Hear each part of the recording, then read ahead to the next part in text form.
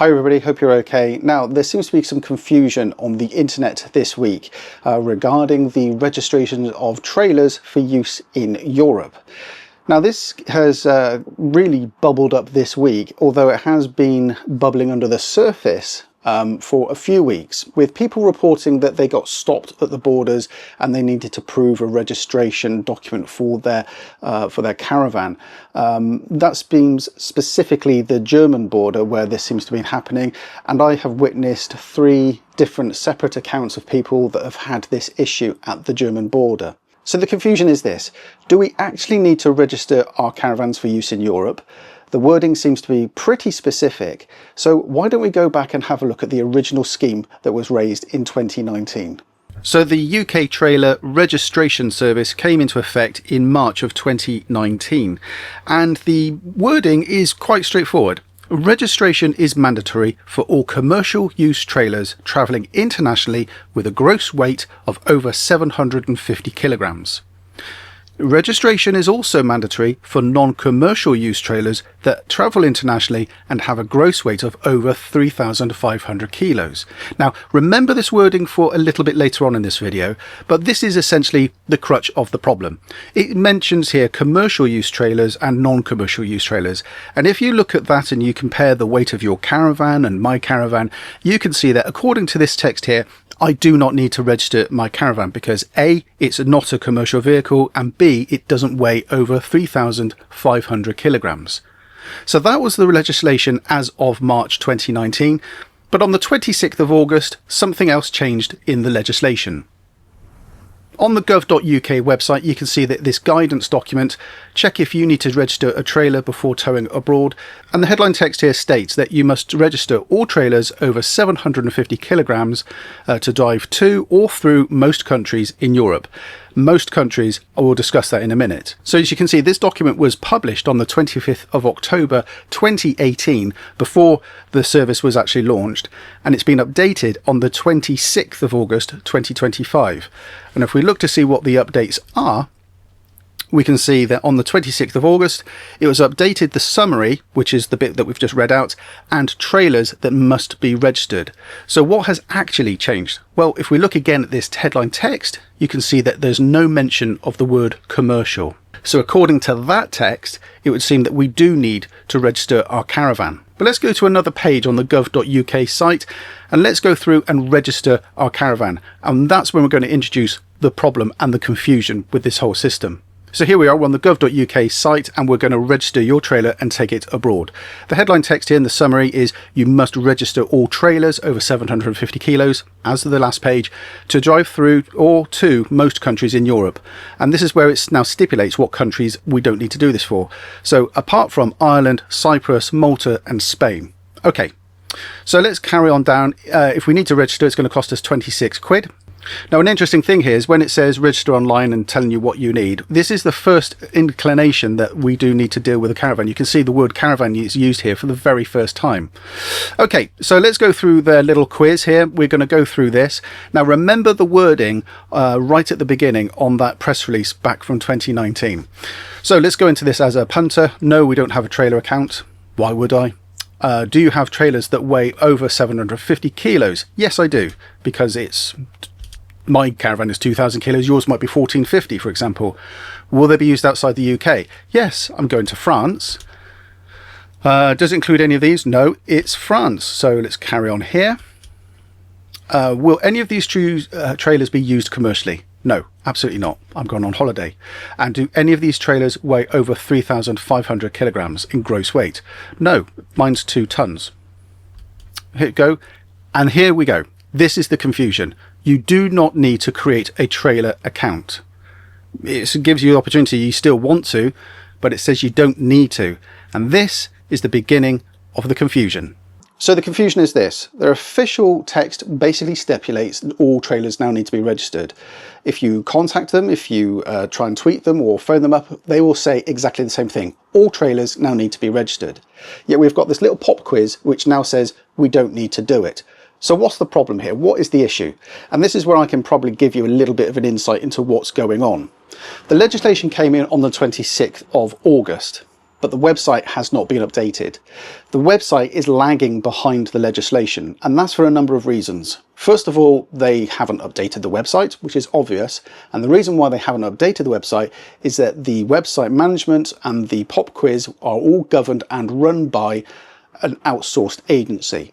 Now, I know this because A, I've got a good friend who works in the DVLA in the tech department, and B, I used to work for an organisation that was outsourced to provide websites and little pop-up sites for various departments of governmental based sites. DVLA not being one of them, but for other organisations, and I was involved in that to some capacity. So the problem is this: the website hasn't been updated. The little pop quiz there of the questions, which essentially is just asking questions and running in line with the original legislation from 2019, that just needs to be updated. That needs to be tightened. Now, that will happen in a few days, a few weeks, a few months, once it's gone through testing, once it's been signed off, and once it's been deployed. It's a process which can take some time. But I'm a little bit amazed that it's taken this amount of time, because usually these things run backwards. Legislation date hits, the websites need to be running at that date to stop this confusion. Let me ask you this question though. Has the leisure industry failed you and me as caravanners? I think it has, and I'll come back to that in a minute. Because let's face it, the DVLA would have put a consultation in place that this legislation is coming, this change is going to take place, and they would have given their reasons. The proposals would have been sent out to all interested stakeholders, and that's where our leisure industry has failed us. You see, the NCC and the CRIS certification system, they have details of pretty much everybody that owns a caravan, because you and I have all registered our caravans under the CRIS scheme. So they have our contact details. So wouldn't it have been sensible, wouldn't it have been obvious that they went through their database and sent out a letter to every single person who owns a caravan? Maybe even asking the question, are your details still correct? And they would have caught some misregistrations or caravans that are no longer with their owners, you know, tidy up of the data. Secondly to that, the clubs, they should have let us know that this was happening. I've seen no articles suggesting that this was coming. And also the press, haven't they got an obligation to let us know that this is happening? Again, I haven't seen any articles in any press release that this legislation was coming and that this will affect us. So there's two things here. The industry itself, I think, has let us down, but the government providing this confusion has also created a heck of a nightmare. And I know that as soon as I put this video out, there'll be people putting in comments, you don't need to do it, you don't need to do it, because they wouldn't have read all the documentation, all the updates, which we've just been through on this video. They would have gone straight to that pop quiz, quite rightly, and they would have seen that it said, you don't need to create an account, you don't need to register your vehicle. And from that, on an official website, gov.uk, with all that information in front of you, you would consider, I don't need to do it. Anyway, clearly we do, so let's go and register our caravan for use in Europe. So here we go. This is the dashboard. You can see here I've already got a trailer registered. Now, to use this service, you need to create a government ID. It's very straightforward. All it really does, it just validates your email address and your contact details. So create a gov.id. If you haven't already got one, you may have one already, but just create it. It validates your email address and it gives you a login that you can use this system. You'll see there that I've already got a trailer registered. That is our caravan. I've already gone through this service, so I know what it's going to ask us. And it really is really straightforward. At the bottom here, you can see I've got one registered. I can view them all by clicking here. Or if I've got a long list like a haulage company would have, I can find the trailer here by adding the VIN number. But I don't need to do that here because I've only got one caravan. So what we can do at the top here, this green button is to register trailers. Click on that and it will tell us what we need to do. And again, we're at the same problem that we had before. It's telling us that travel abroad over 750 kilograms and it's commercially. This goes back to the legislation back from 2019. So again, this needs to be updated. Anyway, I understand that the trailer needs to be registered. Continue. Does this trailer have a registration by the DVA after the 17th of October? No, it does not. Continue. Does this trailer have a 17-digit? Yes, it does. Put the VIN number in here. I'm going to blur all this out and I can type in here the manufacturer, and you can see here it's got no results for Bailey. Let's see if we can find some for Eldest maybe. See, it still hasn't got any of our caravan manufacturers. What about Heimer? No, but I bet if I put in something like Williams, yeah, it's going to have all the trailer manufacturers. It just hasn't got the caravans. Anyway, let's pretend that this caravan is actually an LDIS, and we can continue. Manufacturer not listed. Type it in again. There we go. The gross weight, this will be our MTPLM, so I'm going to put this down as 1495. This information, 1495 I said, this information will be on your weight plate, so it's important you have this information, and it's 1322. These numbers I'm just making up, by the way. This is a fake caravan, so it has no impact on it. What's the trailer type? It's a caravan. So now it's pending payment. All we've got to do now is go to the payment page, add in our debit card details, blah blah blah, and that's it. So once we add all our payment details, etc., we then get issued a document, which I'll bring up on screen now. And as you can see, this is our temporary registration document. We can take this and go and get our registration plate made up. The actual document will be posted out to us in 3 to 5 working days. So hopefully we'll have that before we go away.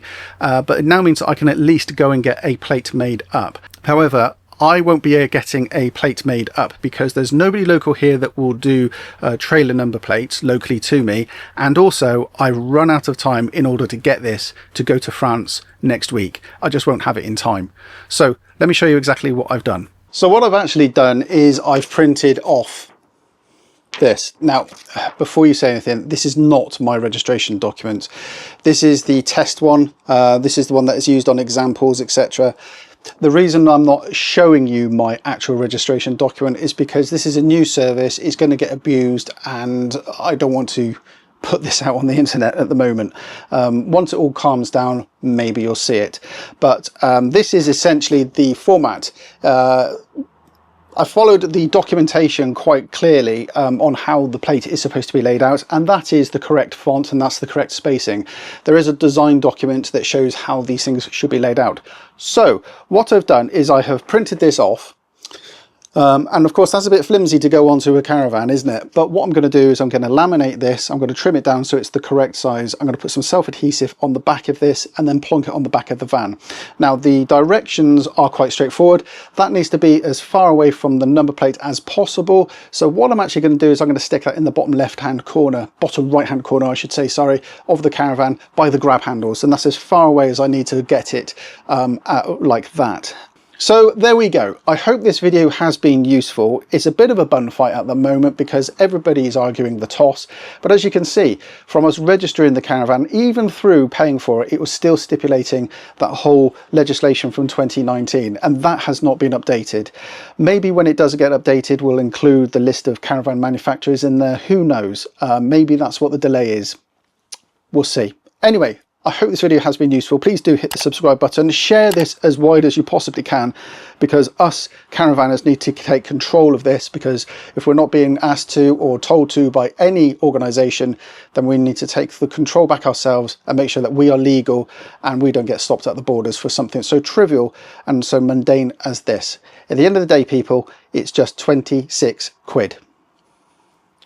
Not worth the aggro, in my opinion. Anyway, hope this video is worth it. Speak to you soon. Take care. Bye-bye.